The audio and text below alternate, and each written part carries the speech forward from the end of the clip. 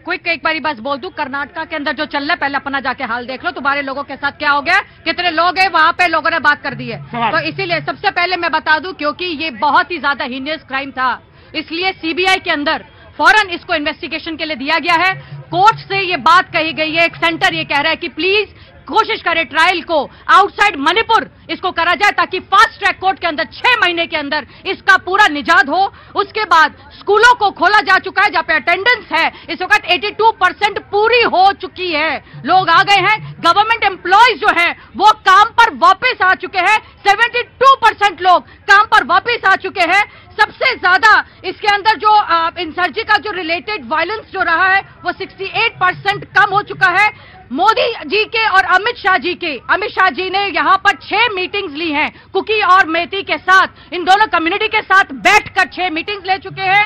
140 weapon लोगों ने surrender कर दिए हैं। अमित शाह जी की बात करने के बाद उन्होंने कहा है कि हम आपका साथ देंगे, और इसके अंदर जो इन्फ्लेटेशन हुआ है, जो म्यांमार से इन्फ्लेटेशन हुआ है, उसमें से आसाम राइफल्स ने 718 रेफ्यूजीज को चिन्हित कर चुके हैं और कहा है कि इनको वापस भेजा जाए। हाईकोर्ट रिटायर्ड हाईकोर्ट जज के अंडर कमीशन बिठाई जा चुकी है। 41 ग्रुप्स के साथ अमित शाह जी ने बात कर चुके हैं, और minister of state Nityanand Rai, इन्होंने 22 दिन से वहीं पर ही वो कैंपेन करते रहे ताकि जाने का हक है,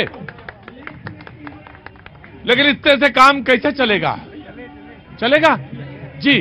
कहां से आना हुआ? राजीव आगरा वासी। आगरा। अरे रुकिए, आगरा अभी आगरा करने पहले आम आदमी, मैं आ रहा हूं, आम आदमी पार्टी।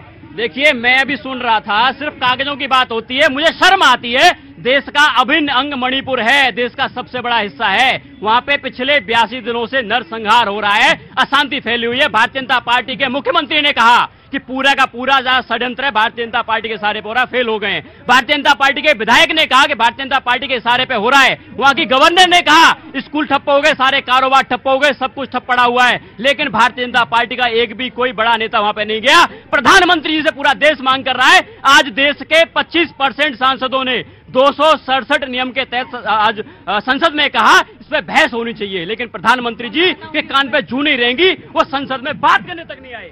जी हाँ जी। प्रतीक जी, सबसे बड़ी बात यह है कि लाखों घर उजड़ गए, जल गए, वहां पे हजारों लोग बेघर हो गए और सैकड़ों मौतें हो गई। फिर भी प्रधानमंत्री जी जाके जुमलेबाजी करते हैं, झूठ पे झूठ बोलते हैं। नरेंद्र मोदी जी का एक ही भाषा। अच्छा, मुझे एक बात बताइए, मुझे पहले कांग्रेस से सवाल पूछना, मैं आम आदमी पार्टी के पास बाद में आता हूं, कि आप सरकार को घेर तो पार्लियामेंट में ही सकते हैं, और घेरेंगे तब जब आप बहस पे आएंगे, तो आप बहस कर नहीं रहे हैं तो घेरेंगे कैसे? बहुत सही सवाल आपका। देखिए, बहस कौन नहीं कर रहा, संसद भवन चल रही है, मोदी जी बाहर भाषण दे रहे हैं, कभी गुजरात जा रहे हैं, कभी सवाल का जवाब दीजिए जी।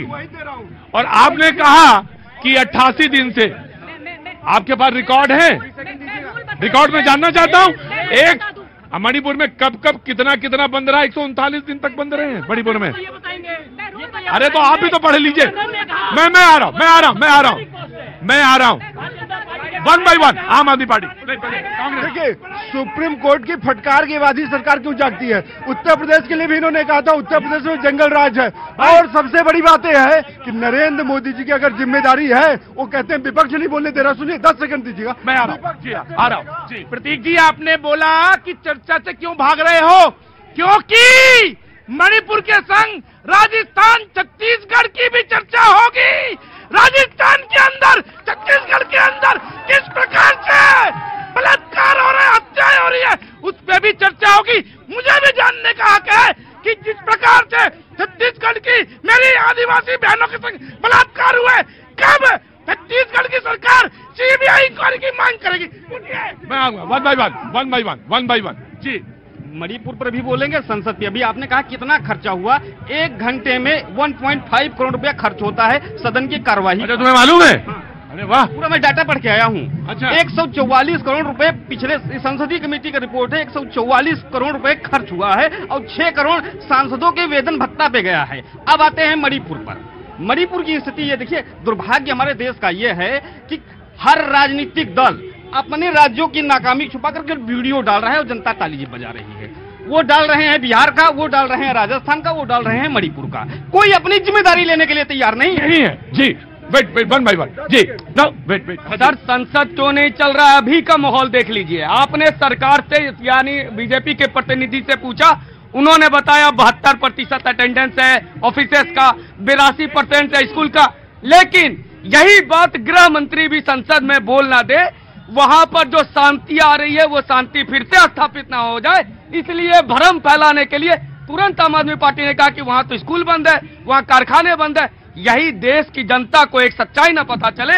और दूसरा, मणिपुर में जो शांति आ रही है वो दोबारा मणिपुर जलता रहे, अनवरत जलता रहे, इसीलिए आज संसद नहीं चल पा रहा। यहीं पे हमें एग्जाम्पल मिले। जी पूरी बात दूंगा, पूरी बात दूंगा। संसद की भी अपनी राजनीति होती है, वहाँ देश की जनता की जरूर बात होती है।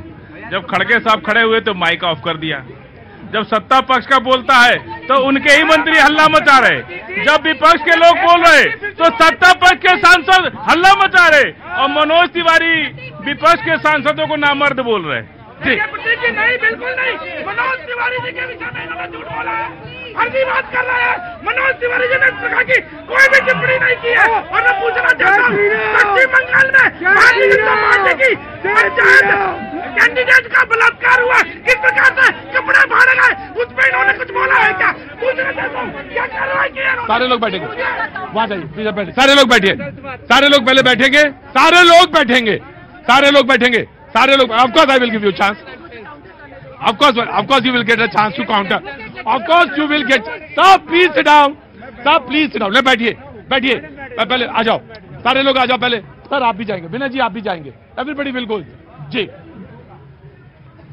ये बताता हूँ कि आम आदमी पार्टी और कांग्रेस आज दिल्ली का हालात जो कर दिया है, इससे बेकार हालात आज तक नहीं देखा हमने, कभी नहीं देखा। आप रोड पे जाइए, मोहन गार्डन के हालात, आदमी मरने लायक हो गया है।